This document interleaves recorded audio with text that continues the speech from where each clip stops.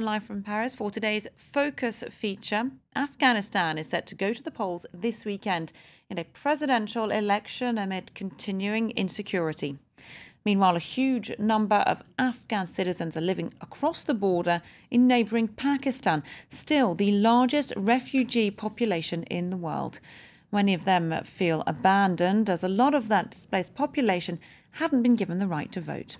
Well, to find out more about the expectations and the living conditions of the Afghan refugees in Pakistan, our correspondents Taha Siddiqui and Aftad Ahmed visited the camps for the displaced near Peshawar, and this is their report. Of the more than 1.5 million Afghan refugees in Pakistan, most live in slums like this, close to the Afghan border. With little to survive, they face an uncertain future. But with fresh presidential elections approaching, Afghans have renewed hope. The girls studying at this school outside of Peshawar hope to one day return home to a peaceful and democratic Afghanistan. I want to grow up and become a teacher so that I can go back to my country and educate others, and the women in our country can progress. Little do these girls know, though, that back home the Afghan leadership is considering working with the Taliban after the West pulls out. The teachers are afraid that allowing the Taliban an active role in public life could signal the end of the freedoms they enjoy today. The times of the Taliban were tough. They were cruel and didn't care about our rights. If they come back to power, as being discussed, it will be difficult for us women. The men in this camp are concerned too. Though the upcoming election is much discussed by the refugees in Pakistan, they'll have no say in how it turns out. Whoever comes to power, they should think about helping the refugees. Yes, they should help us. Right now, we're all very concerned. We've lost all hope. Yes. Don't they need our votes? No one has even contacted our refugee communities here in Pakistan. The Afghan government says it lacks resources to provide the means for those living abroad to cast their votes. Millions of Afghan refugees living in Pakistan feel excluded from what could be a momentous time in their country. This time, they haven't even set up polling stations in Pakistan, unlike last time. We're being denied our rights to vote, which is disappointing. We are refugees, but we're still Afghans. Our votes should matter. Sidelined by their own government, refugees are often viewed with suspicion in their adopted country. The Pakistani government has blamed Afghans for terrorism here.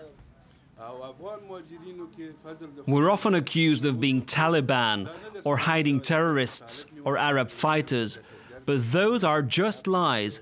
You can see for yourself in our village. This group of refugees has so far not been targeted, but others are not so lucky. In the capital Islamabad, a recent terrorist attack on a local court complex led to a crackdown against Afghan refugees in the city and to evictions. Fazal Shah, a local from this Afghan slum in the suburbs of Islamabad, is gathering support to legally challenge the eviction orders. I'm in touch with UNHCR. Don't worry about anything, okay? I'm in touch with all the higher-ups and will not let anyone be evicted, okay? Izzatullah was born in Pakistan and is legally entitled to stay in Islamabad in this Afghan quarter.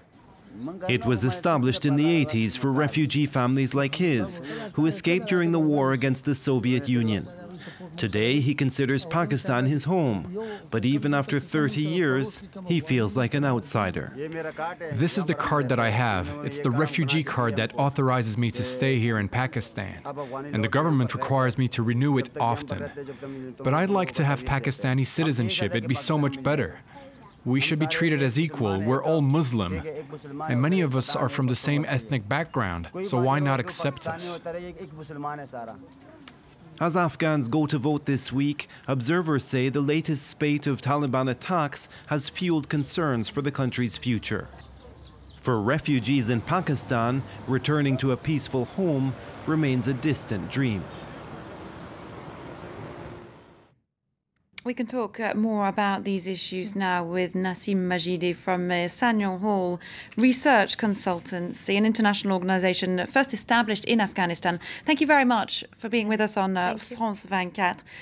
As we've been seeing now, there's a very large population of Afghan refugees in Pakistan, some of them there for nearly 30 years now. I mean, are we talking about a politically disenfranchised people there? Not only politically, but unfortunately for them, economically and socially as well. They have been living there for some of them for 3 decades, but they're living on the margin of Pakistani society. Local integration not being an option for them. There is a lot of suspicion, as your documentary showed, from the government of Pakistan, but also from the Pakistani population overall. The government of Pakistan does not want local integration. The solution that they prefer, and the stated solution for the Afghan refugee population, is return. The problem is that the Afghans don't want to return today to Afghanistan.